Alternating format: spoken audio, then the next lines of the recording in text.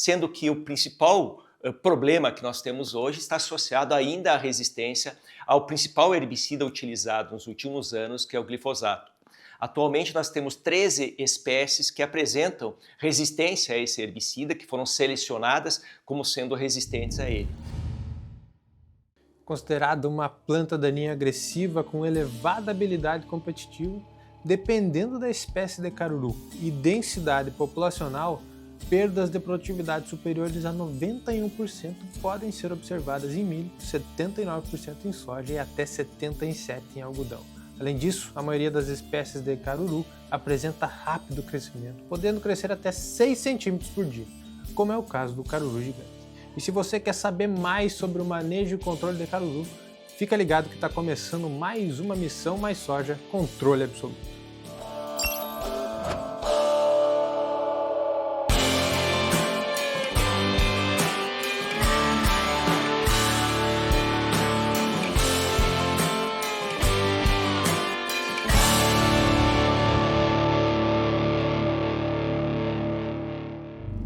As plantas daninhas representam um dos principais problemas na área de produção de grãos ou de diferentes culturas agrícolas.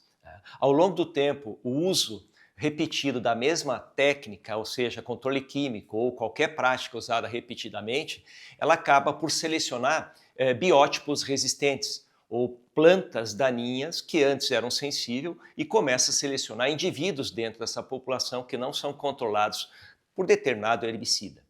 Então, desde o primeiro caso da resistência, nos anos 90, no Brasil, a partir da espécie leiteiro, Euphorbia, foram evoluindo, surgindo novos casos de resistência, tanto resistência única a um herbicida ou a um grupo químico específico, mas também casos de resistência múltipla, resistência a mais de um mecanismo de ação. Atualmente, nós temos um cenário bastante diversificado em termos de espécies com relatos de resistência, sendo que o principal problema que nós temos hoje está associado ainda à resistência ao principal herbicida utilizado nos últimos anos, que é o glifosato. Atualmente nós temos 13 espécies que apresentam resistência a esse herbicida, que foram selecionadas como sendo resistentes a ele.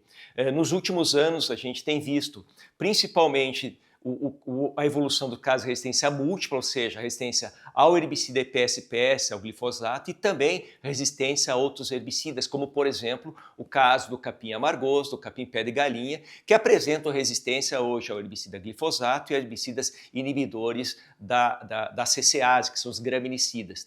Então essa evolução dos casos de resistência, ela torna mais difícil o controle, ou seja, nós passamos a ter menor número de ferramentas para a gente poder solucionar aquele problema. É importante a gente sempre avaliar a evolução em si. Novos casos de resistência específicos, a gente não tem tido muitos casos, mas o que a gente tem observado é ampliação na ocorrência, ou seja, identifica a resistência numa área e posteriormente, em questão de pouco tempo, ela começa a se expandir para outras áreas. Então a grande dificuldade que nós temos hoje no campo é realmente a gente poder olhar aquela população e tentar quantificar quanto por cento daquela população apresenta casos de resistência. Porque numa comunidade de plantas nós temos indivíduos sensíveis, nós temos indivíduos que são resistentes.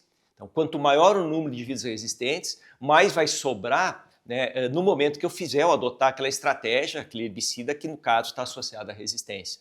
Então a grande dificuldade nossa hoje é poder quantificar. Então hoje existem métodos moleculares, onde a gente pode coletar plantas, coletar sementes e fazer um processo, uma prospecção para avaliar a intensidade ou a frequência dessa resistência, para a partir daí montar uma estratégia de controle.